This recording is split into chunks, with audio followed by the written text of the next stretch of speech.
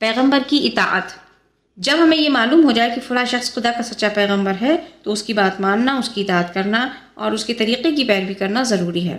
یہ بات عقل کے بالکل خلاف ہے کہ آپ ایک شخص کو پیغمبر بھی تسلیم کریں اور پھر اس کی بات نہ مانیں، اس لیے کہ پیغمبر مان لینے کا مطلب یہ ہے کہ آپ نے یہ مان لیا ہے کہ جو کچھ وہ کہہ رہا ہے خدا کی طرف سے کہہ رہا ہے، اور جو کچھ وہ کر رہا ہے خدا کی مرضی کے مطابق کر رہا ہے۔ اب آپ جو کچھ اس کے خلاف کریں گے یا کہیں گے وہ خدا کے خلاف ہوگا، اور جو بات خدا کے خلاف ہو وہ کبھی حق نہیں ہو سکتی۔ اس لیے کسی کو پیغمبر ماننے سے یہ بات اپنے آپ لازم ہو جاتی ہے کہ اس کی بات کو بے جھجک تسلیم کر لیا جائے اور اس کے حکم کے آگے سر جھکا دیا جائے، چاہے اس کی حکمت اور اس کا فائدہ آپ کی سمجھ میں آ رہا ہو یا نہ آ رہا ہو۔ جو بات پیغمبر کی طرف سے ہے اس کا پیغمبر کی طرف سے ہونا ہی اس بات کی دلیل ہے کہ وہ سچی ہے اور تمام قاعدے اور حکمت اس میں موجود ہیں۔ اگر کسی بات کا فائدہ آپ کی سمجھ میں نہیں آتا تو اس کا مطلب یہ نہیں ہے کہ اس بات میں کوئی خرابی ہے، بلکہ اس کا مطلب یہ ہے کہ خود آپ کی سمجھ میں ابھی کوئی کمی ہے۔ جو شخص کسی فن کا ماہر نہیں ہے، ظاہر ہے کہ وہ کسی فن کی باریکیوں کو نہیں سمجھ سکتا، لیکن وہ کتنا بے وقوف ہوگا اگر فن کے ماہر کی بات کو صرف اس وجہ سے نہ مانے کہ اس کی سمجھ میں نہیں آ رہی ہے۔ دیکھیے، دنیا کے ہر کام میں اس کے ماہر کی ضرورت پڑتی ہے، اور ماہر کو کام سونپنے کے بعد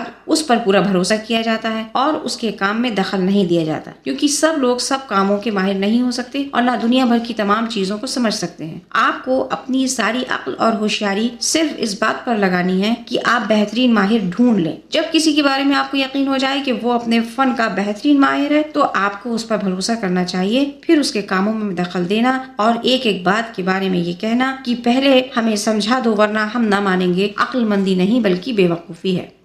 کسی وکیل کو مقدمہ سپرد کرنے کے بعد آپ ایسی دخل اندازی کریں گے تو وہ آپ کو اپنے دفتر سے نکال دے گا۔ کسی ڈاکٹر سے آپ اس کی ایک ایک ہدایت پر دلیل پوچھیں گے تو وہ آپ کا علاج کرنا چھوڑ دے گا۔ ایسا ہی معاملہ مذہب کا بھی ہے۔ آپ کو خدا کا علم حاصل کرنے کی ضرورت ہے۔ آپ یہ جاننا چاہتے ہیں کہ خدا کی مرضی کے مطابق زندگی گزارنے کا طریقہ کیا ہے۔ آپ کے پاس خود ان چیزوں کو معلوم کرنے کا کوئی ذریعہ نہیں ہے۔ اب آپ کا فرض یہ ہے کہ خدا کے سچے پیغمبروں کی تلاش کریں۔ اس تلاش میں آپ کو بہت ہوشیاری اور سمجھ بوجھ سے کام لینا چاہیے، کیونکہ اگر کسی غلط آدمی کو آپ نے پیغمبر سمجھ لیا تو وہ آپ کو غلط راستے پر لگا دے گا، مگر جب آپ کو خوب جانچ پڑتال کرنے کے بعد یہ یقین ہو جائے کہ فلاں شخص خدا کا سچا پیغمبر ہے تو اس پر آپ کو پورا بھروسہ کرنا چاہیے اور اس کے ہر حکم پر چلنا چاہیے۔